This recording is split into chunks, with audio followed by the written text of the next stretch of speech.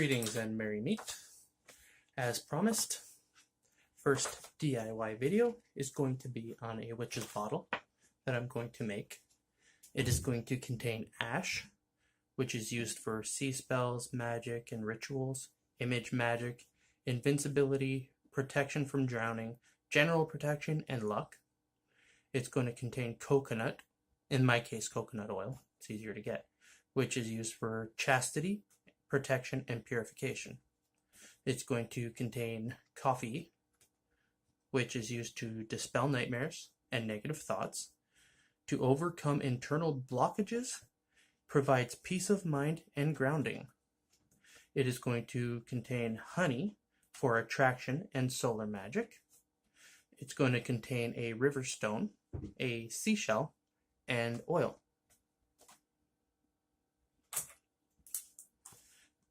And I will provide the name of this bottle after I'm done. Now, I should have done my first DIY video on my first witch's bottle, which is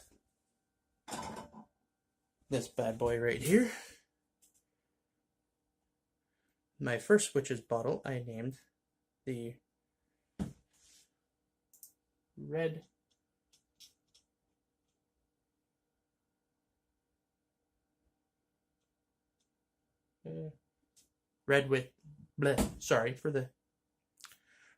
Witch Water.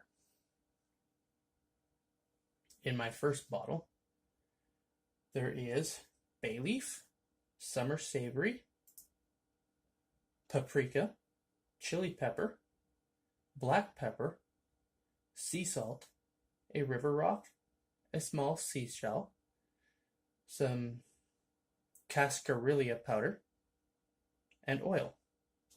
And it is sealed with red wax.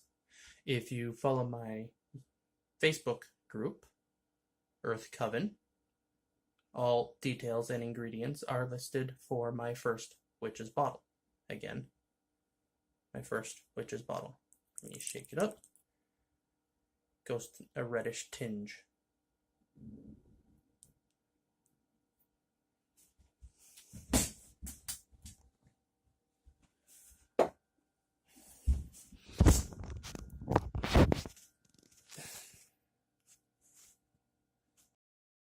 Okay, so on my lovely, almost finished mini altar, bottom shelf, my rune stones, that's where I keep them. Top shelf, we have over here, this is going to be the finished bottle. We have honey. We have the seashell, the river stone, the ash, need to stuff up on, oil, coconut, and nabob coffee. Let's get started, shall we?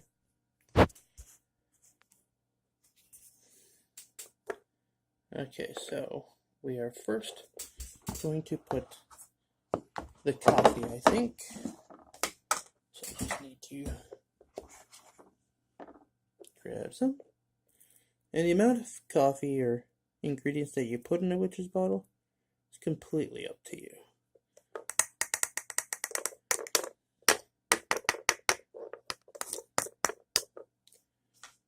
Okay, coffee's in.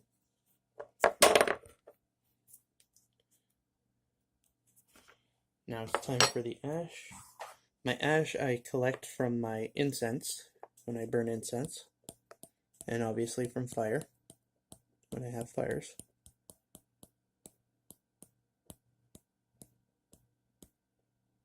We'll put it all.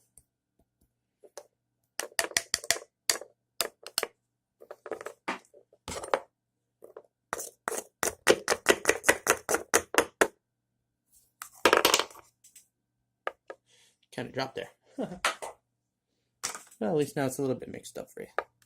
Alright, next you're going to put in some honey.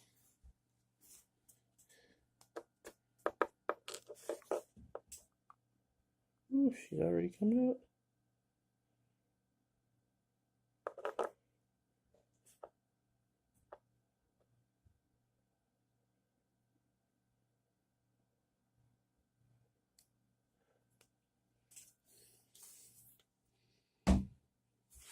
Now, the honey's in there with the ash and the coffee beans. This one's going to be a little bit harder to do, but we're going to do it anyways.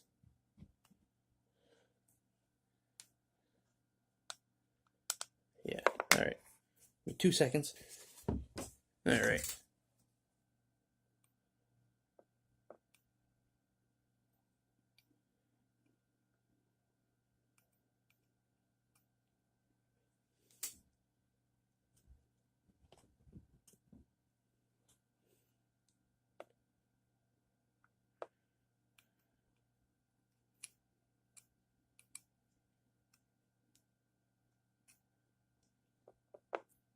Just in case you're wondering what's in my hand, it's a piece of a caribou horn that I got gifted to me. Obviously, I had no part in the death of the animal.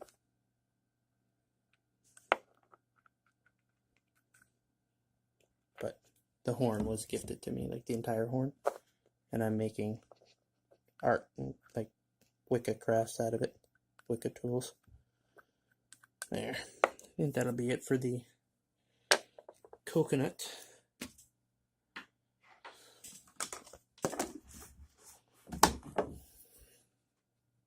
Now we're going to put in the river stone. Boom. And the seashell. Boom.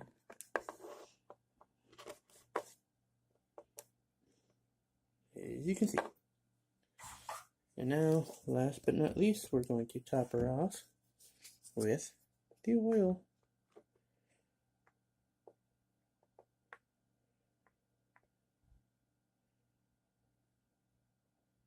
Beauty.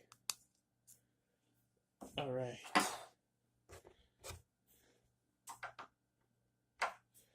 Now we are going to press the cork down in as far as I can push it without breaking the bottle, just to make the wax sealing a little bit easier.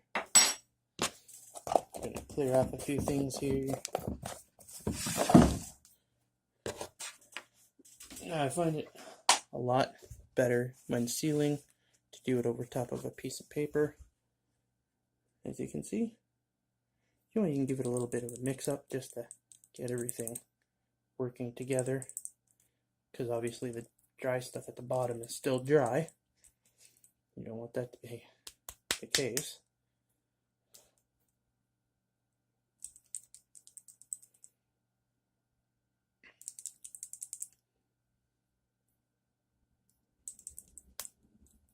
There's a storm moving in.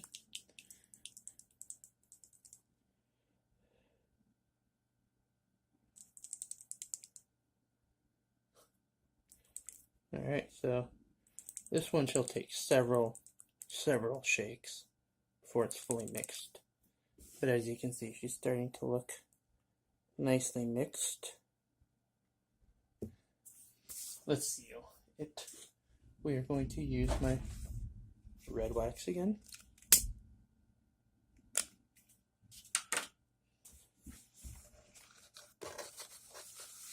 So you guys can see it. Gotta get it nice and drippy.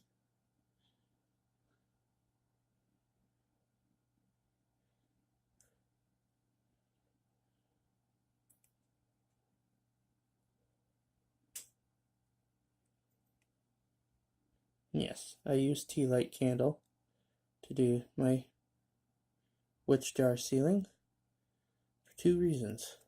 1, they are extremely affordable. 2, they are extremely easy to handle. Oops, kind of missed the jar on that one.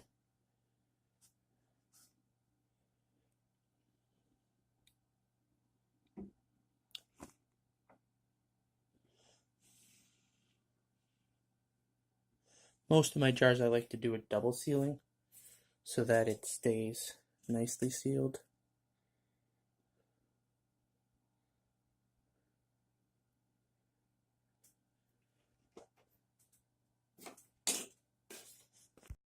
And there you have it. Witch jar number 2 I still have not thought of a name for it yet. But I am thinking that my Facebook members will come up with a nice, cool name for it. And a general purpose. Now, when it comes to making witch jars, research, research, research. Do not just go throwing anything random in. Although most things generally do work together, I personally suggest research. Use Google. I have a really cool website that I use called the magicalcat.com. And it pretty much provides you with information about every herb that you can use. Try to keep your witch jars categorized to a specific thing, like protection or love, fertility, banishment, anything that you have that you want to use it for, keep it generalized and focus on what you want to make it do. Because, as you know, some things have multiple purposes. So focus on what you want it to do. You can also add little pentacles or tricrashas or little any kind of symbols that you want just hanging off the side while you're sealing it. You can say a spell over them. The possibilities are endless. Let me know in comments on what you think my next DIY video should be. Don't forget to like and subscribe. Blessed be.